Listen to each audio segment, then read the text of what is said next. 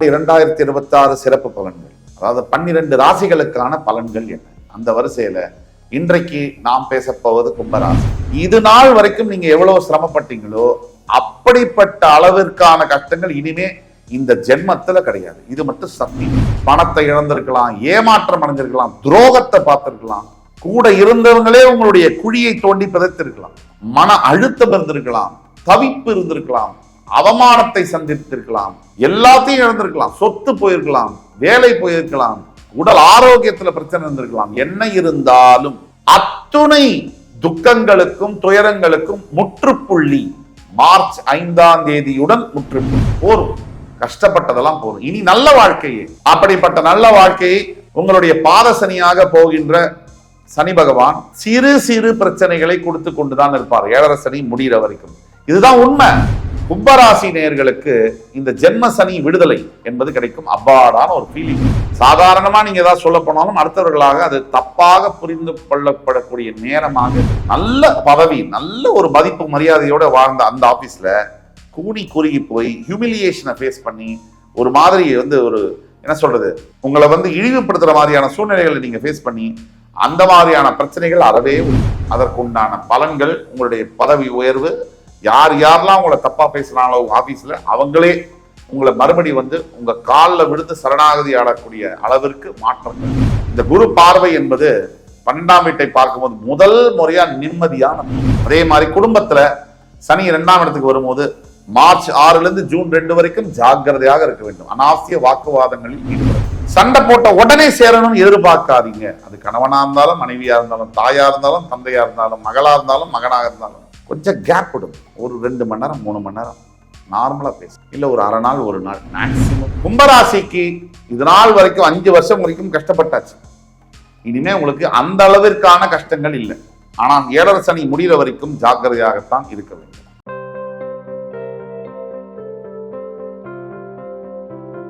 வணக்கம். நல்ல நேரம் நிகழ்ச்சியின் சார்பாக அத்துணை சப்ஸ்கிரைபர்களையும் எல்லா அன்பு உள்ளங்களையும் என் நண்பர்களையும் வருக வருக என வரவேற்பதில் பெருமகிழ்ச்சி கொள்கிறேன். வக்ரதுண்ட மகாகாய சூரிய கோடி சமப்பிரப அவிக்னம் குருமே தேவ சர்வகாரியேஷு சர்வதா.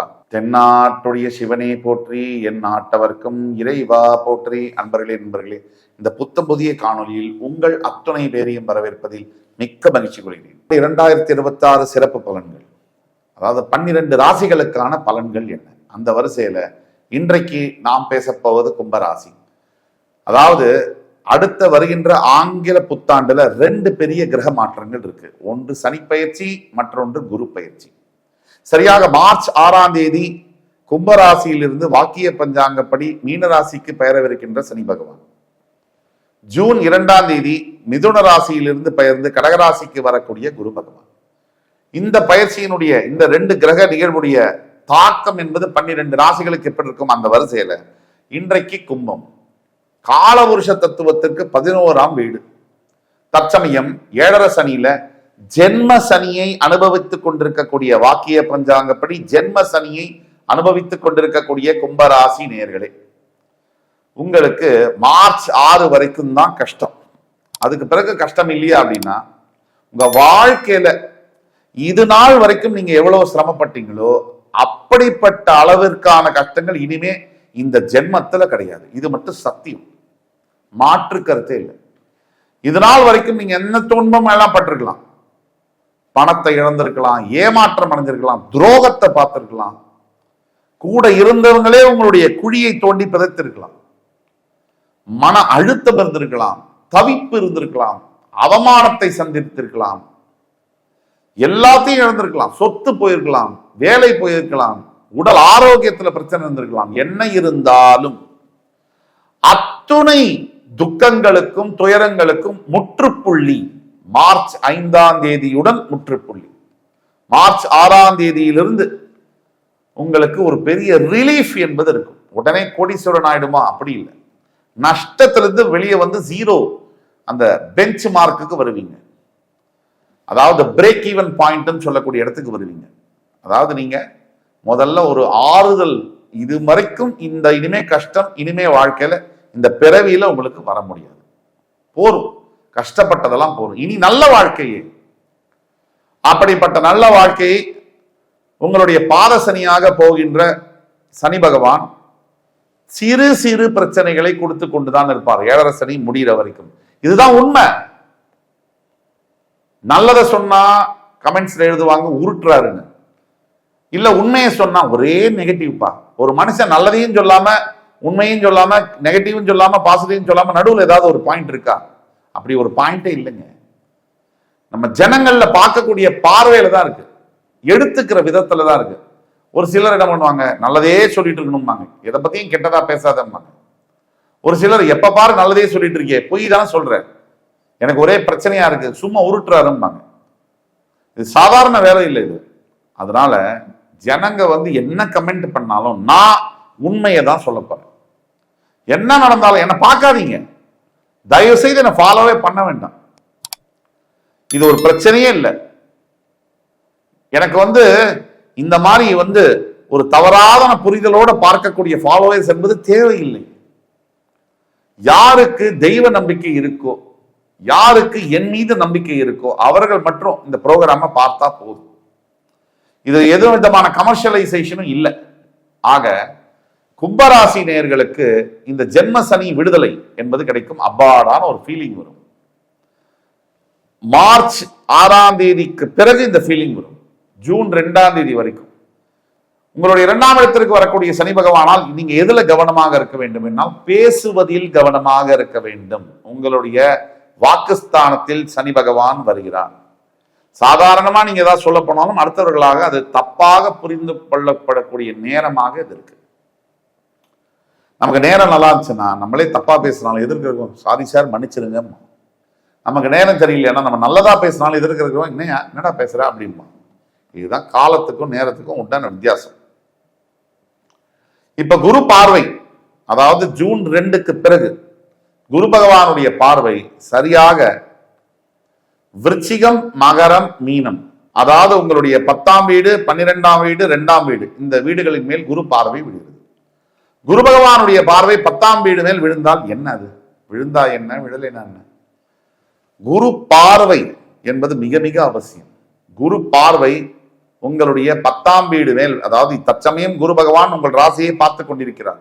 மிதுனத்திலிருந்து 9ஆம் பார்வையாக அவர் ஜூன் 2க்கு பிறகு கடகத்திற்கு போய் உச்சம் பெற்று உங்களுடைய 10ஆம் வீட்டை பார்க்கும்போது தொழில் வகையில இந்த 7.5 சனி முடிஞ்ச உடனே பாத சனி காலகட்டத்தில் தொழில் வகையில ஆபீஸ்ல இந்த குடசல் கொடுக்கறது, இந்த மேனேஜர்னால கான்ஸ்டன்டான தொல்லைகள், இந்த வேலை இருக்குமா இல்லையா, நிரந்தரமா இருக்குமா இல்லையா, தினம் நித்திய கண்டம் பூரண ஆயுசு, நல்ல பதவி, நல்ல ஒரு மதிப்பு மரியாதையோட வாழ்ந்த அந்த ஆபீஸ்ல கூனி குறுகி போய் ஹியூமிலியேஷனை ஃபேஸ் பண்ணி ஒரு மாதிரி ஒரு என்ன சொல்றது, உங்களை இழிவுபடுத்துற மாதிரியான சூழ்நிலைகளை நீங்க ஃபேஸ் பண்ணி அந்த மாதிரியான பிரச்சனைகள் அறவே ஒழியும். மறுபடி உங்களுடைய ஆதிக்கம், உங்களுடைய தைரியம், உங்களுடைய நம்பிக்கை, உங்களுடைய உழைப்பு என்பது வீண் போகாது. அதற்குண்டான பலன்கள், உங்களுடைய பதவி உயர்வு, யார் யாரெல்லாம் உங்களை தப்பா பேசுறாங்களோ ஆபீஸ்ல அவங்களே உங்களை மறுபடி உங்க காலில் விழுந்து சரணாகதி ஆடக்கூடிய அளவிற்கு மாற்றங்கள் நடக்கும். அதே மாதிரி உங்களுடைய 12ஆம் வீட்டை குரு பகவான் பார்க்கும்பொழுது அயல்நாட்டு யோகம் என்பது கிடைக்கிறது. நான் ஃபாரின் கண்ட்ரியில படிக்கணும், கல்யாணம் பண்ணிக்கணும், இந்த விஷயங்கள்லாம் 12ஆம் வீட்டு குரு பார்வை நடத்தும். அதே குரு 12ஆம் வீட்டை பார்க்கும்பொழுது நிம்மதியான தூக்கம் முதல் முறையா வரும். கடந்த 5 வருஷமா ரோலர் கோஸ்டர் ரைடுல போய் கொண்டிருக்கக்கூடிய கும்பராசினர்களுக்கு இந்த குரு பார்வை என்பது 12ஆம் வீட்டை பார்க்கும்போது முதல் முறையா நிம்மதியான தூக்கம், கணவன் மனைவி பரஸ்பர நட்பு, இதெல்லாம் நடக்கும். அதே மாதிரி விரயங்கள் தடுக்கப்படும். அதே மாதிரி வெளிநாட்டு சம்பந்தப்பட்ட விஷயங்கள்லாம் அற்புதமா நடக்கும். சோ கடைசியா என்னன்னா குருவுடைய 9ஆம் பார்வை என்பது உங்களுடைய தனஸ்தானத்தின் மீது விழுகிறது.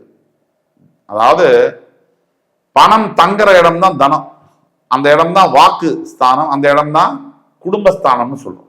அப்ப பணம் சம்பாதிக்கிறது மட்டும் இல்லாம தொழில் ஸ்தானம் நல்ல வலுப்படுத்தலையா குரு பார்வையில, அதுல சம்பாதிக்கிறது மட்டும் இல்லாம அந்த சம்பாதிச்ச பணத்தை காப்பாற்றுவது என்பது ரொம்ப முக்கியம்.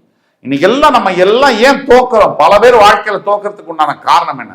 பணத்தை சம்பாதிக்க தெரியும், அந்த சம்பாதிச்ச பணத்தை எப்படி காப்பாத்துறதுன்னு தெரியாது. இதுதான் பணத்தை எப்படி மல்டிப்ளை பண்றது இது தெரியாது. அப்படியே பேங்க்ல போட்டு அவங்க பாட்டு வரும்போது செலவழிச்சுட்டு போயிடுவாங்க. இதுதான் தோக்கிறதுக்கு உண்டான காரணம். அதே மாதிரி நீங்க வாக்கு கொடுக்குறீங்கன்னா அந்த வாக்கை காப்பாத்தி செல்வாக்கா மாற்றக்கூடிய யோகங்கள் குரு பார்வை ஜூன் 2க்கு பிறகு உங்களுடைய தனஸ்தானத்தின் மீது விழுவதனால் அது நடக்கும். அதே மாதிரி குடும்பத்துல சனி 2ஆம் இடத்துக்கு வரும்போது மார்ச் 6ல இருந்து ஜூன் 2 வரைக்கும் ஜாக்கிரதையாக இருக்க வேண்டும். அனாவசிய வாக்குவாதங்களில் ஈடுபடக்கூடாது. அதாவது இந்த ஜூன் 2ஆம் தேதிக்கு பிறகு பணம் கையில தங்கிறது, குடும்பம் இருக்கிறவங்களே உங்களை புகழ்ந்து பேசுறது, அன்பை புரிஞ்சுக்கிறது, எல்லாமே கொஞ்சம் ஸ்பேஸ், கொஞ்சம் இடம் விட்டா நல்லா ஆயிடும். சண்டை போட்ட உடனே போய் இது பண்ணீங்கன்னா பிரச்சனை பெருசாகும். எல்லாருக்கும் அந்த வீரியம், கோபம், ஆத்திரம் எல்லாம் உள்ளுக்குள்ள இருக்கும். மனிதன் தானே. சண்டை போட்ட உடனே சேரணும்னு எதிர்பார்க்காதீங்க. அது கணவனா இருந்தாலும், மனைவியா இருந்தாலும், தாயா இருந்தாலும், தந்தையா இருந்தாலும், மகளா இருந்தாலும், மகனாக இருந்தாலும் கொஞ்சம் கேப் விடும். ஒரு 2 மணி நேரம் 3 மணி நேரம் நார்மலா பேசுங்க. இல்லை ஒரு அரை நாள், ஒரு நாள் மேக்சிமம். அதுக்கு பிறகு பேச ஆரம்பிக்கலாம். அதுக்கு மேல கோபத்தை ஒருத்தர் தாங்கிட்டு போறாங்கன்னு சொன்னா நஷ்டம் அவர்களுக்கு தான், உங்களுக்கு இல்லை. ஆக குரு பார்வையின் மூலியமாக குடும்பத்தில் நல்ல பேச்சுவார்த்தை, நல்ல ஒரு ஒத்துமை, நல்ல ஒரு இணக்கம், நல்ல ஒரு விஷயங்கள்லாம் நடக்கும். கும்பராசிக்கு இது நாள் வரைக்கும் 5 வருஷம் வரைக்கும் கஷ்டப்பட்டாச்சு. இனிமே உங்களுக்கு அந்த அளவிற்கான கஷ்டங்கள் இல்லை. ஆனால் 7.5 சனி முடிகிற வரைக்கும் ஜாக்கிரதையாகத்தான் இருக்க வேண்டும். கும்பராசிக்கான பரிகாரம், ஒவ்வொரு ஞாயிற்றுக்கிழமையும் மறக்காம பக்கத்தில் இருக்கக்கூடிய சிவன் கோவிலுக்கு போய், புராதன சிவன் கோயில் போனீங்கன்னா இன்னும் விசேஷம், சிவபகவானுக்கு சூரிய சந்திர பிம்பங்கள் சாத்த வேண்டும்.